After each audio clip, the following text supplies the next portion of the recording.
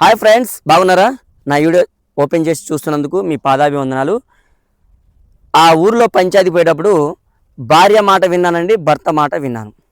భర్త ఏమన్నాడంటే, అన్న నాకు పెళ్ళయి 16 సంవత్సరాలు అవుతుంది.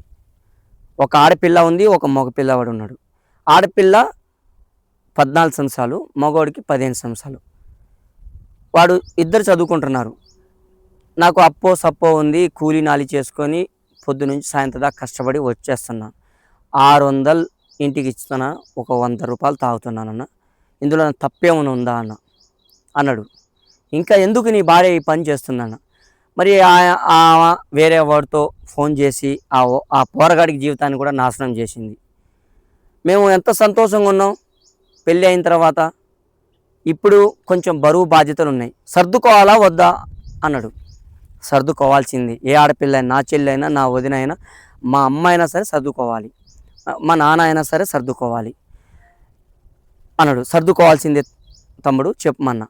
మళ్ళీ ఏమన్నాడంటే, ఎవరినో ఫోన్ చేసి వాడిని ఫోన్ చేసి మా ఆయన్ని చంపేద్దాం, మేమిద్దరం బతుకుదాం అని అంటుందన్న. నేను ఫోన్లో మాట్లాడుతుంటే నేను విన్నాను, అందుకనే పంచాయతీ పెట్టాను. రేపు నన్ను చంపేస్తే నా పరిస్థితి ఏంటి, మా అమ్మ నాన్న పరిస్థితి ఏంటి, ఈ ఆడపిల్ల నా కొడుకు నా కూతురు పరిస్థితి ఏంటని మిమ్మల్ని పిలిపించినన్నా, నువ్వేం న్యాయం చేస్తావు చేయని చెప్పిండు. ధర్మంగా చెప్పిండు. ఓకే. ఈ అబ్బాయికి నేనేం చెప్పినంటే, ముందు అమ్మాయి నుంచి మాట తెలుసుకుంటా, తర్వాత మాట్లాడతా అన్నా. ఓకే. ఆ భార్య ఏమని చెప్పిందో నేను చెప్తాను చూడండి. అమ్మాయి, అన్నయ్య నేను చేసింది తప్పైతే నువ్వు నాకు చెప్పండి. ఏంట్రా చెప్పరా అన్న. అన్నయ్య పెళ్ళైన కాడ నుంచి మేము చాలా సంతోషంగా ఉన్నాం. కొడుకు కూతురు వాళ్ళ భవిష్యత్తు కూడా బాగుండాలి. నేను జస్ట్ అలా యాక్టింగ్ చేశాను అన్నయ్య, నేనైతే ఏ అబ్బాయిని ఫోన్ చేయలేదు, ఇగో నా సెల్లో చూసుకో అన్న. అది అనివార్య కారణం వల్ల ఒక నెంబర్ పోయింది, ఎవరో మగోడు ఎత్తాడు. ఆ మగోడు మాట్లాడిందని నాకు పంచాయతీ పెట్టాడు, నాకు న్యాయం చేయన్నయ్య అంది. సరే చెప్పరా అంటే, ఇగో అన్నయ్య మేము 16 సంవత్సరాలు అవుతుంది పెళ్ళి, మేము సంతోషంగా ఉన్నాం. మా ఆయన కష్టపడుతున్న సంగతి నాకు తెలుసు. పిల్లల కోసం, నా కోసం వాళ్ళ అమ్మ నాన్నలు కూడా ఏం సంపాదించింది లేదు. ఏదైనా ఇల్లు కట్టుకుందాం లేదా ప్లాట్ కొనుక్కుందాం అని రేంబళ్ళు కష్టపడుతున్నాడు, నాకు కూడా చెప్తున్నాడు. నేను చెప్పినా కూడా నన్ను పంచాయతీలో తీసుకొచ్చి పెట్టినాను, నాకు న్యాయం చేయను. నా భర్త అన్యాయం కావద్దు, నేను అన్యాయం కావద్దు, నాకు న్యాయం చేయన్న అంటే, చెప్పరా నువ్వు భయపడకుండా చెప్పు అన్న. నేను నీ అన్నయ్య అనుకో, చెప్పు, నీకు చివరి వరకు అవసరమైతే 4 లక్షల అప్పు అయినా సరే, నేను మీ ఇద్దరు 4 లక్షల అప్పు తీర్చాను సరే, మీకు సంసారం మంచి చేస్తాను, ఉన్నది ఉన్నట్టు చెప్పరా అన్న. అన్నయ్య మా ఆయన 2 రోజులు ఇంట్లో ఉన్నామన్న, ఇంట్లో ఉండలేదు, పనికి వెళ్ళిపోయాడు. నేను కూడా ఒక మనిషే కదా, ఉప్పు కారం తింటూనే ఉన్నా కదా. గతంలో చాలా సంతోషంగా ఉన్నాం. సరే ఎంత అప్పు ఉన్నా, ఎంత సంపాదించాలనుకున్నా, కొంచెం భార్య భర్తలు అనేది కూడా భర్త ఆలోచించాలా, ఆలోచించకూడదు అన్నయ్య, నువ్వు చెప్పమండి. ఇంకోటి ఏంటంటే, పిల్లలు కూడా మంచి చదువుకుంటున్నారు, కొడుకు కూడా మంచి ర్యాంక్ వచ్చింది, పిల్ల కూడా మంచి ర్యాంక్ వచ్చింది.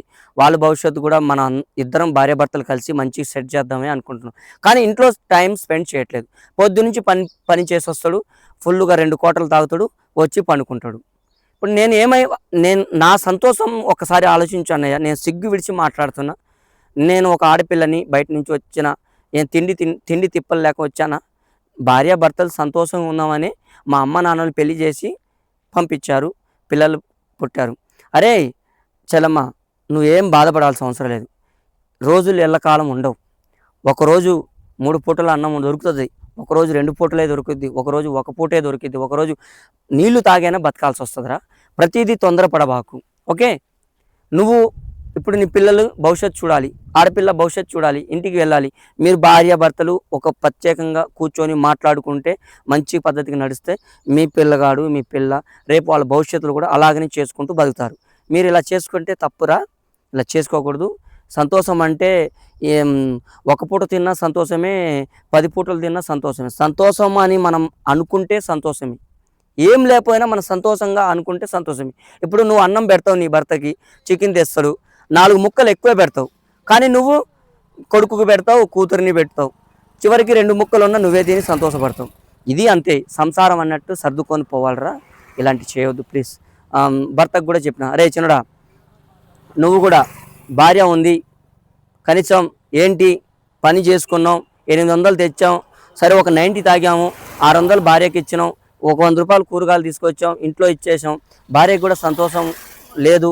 మరి నేనే ఇట్లా తాగి ఇంట్లో పండుకుంటే నా భార్య ఏమైపోవాలా అనేది కూడా నువ్వు ఆలోచించుకోవాలరా. కనీసం మీరు పెళ్లి చేసుకునేది ఎందుకు? వాళ్ళ తల్లిదండ్రులు పెళ్లి చేసి పంపించింది ఎందుకు? మీ తల్లిదండ్రులు నీకు పెళ్లి చేసింది ఎందుకు?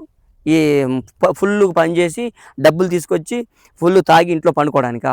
ఇంట్లో పడుకోవడానికి అయితే పెళ్ళి ఎందుకు చేసుకున్నావురా? గతంలో మీరు ఎలా అయితే ఉన్నారో ఇప్పుడు కూడా అలా ఉండు.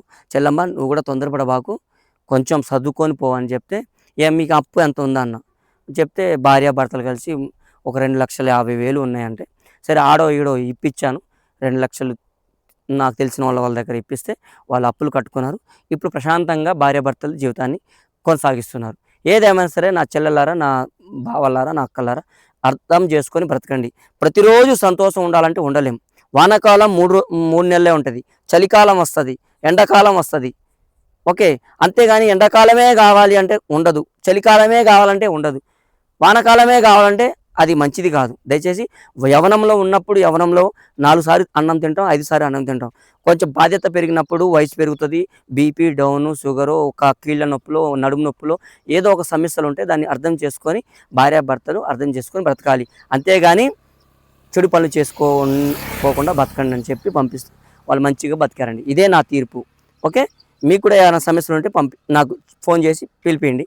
ఓకే, ఏ డబ్బు విషయమైనా సరే మీకు తెలవకుండా తప్పులు చేసి జీవితాన్ని నాశనం చేసుకుంటారు. మీ పిల్లలు మా అమ్మ నాన్నలు ఇలా కొట్టుకుంటున్నారు ఏంది అని ఆడపిల్లలు కానీ మగపిల్లలు కానీ అలా ఆలోచించి డెప్త్గా ఆలోచించి వాళ్ళు ఎటు నుంచి వెళ్ళిపోవటం కానీ చనిపోవటం కానీ చేస్తారు. మన తల్లిదండ్రులు నడిచిన బాటే, రాముడు లక్ష్మణుడు సీత ఎలా అయితే నడిచారో, మహమ్మద్ ప్రవక్త గారు ఏ విధంగా అయితే నడవాలని చెప్పారో, యేసు ప్రభు గారు ఏ విధంగా నడవాలని చెప్పారో ఆ విధానంలో నడిస్తేనే మన జీవితాలు సంసారాలు మంచి సాగుతాయి. ఓకే, తప్పులు చెప్తే క్షమించండి ఫ్రెండ్స్.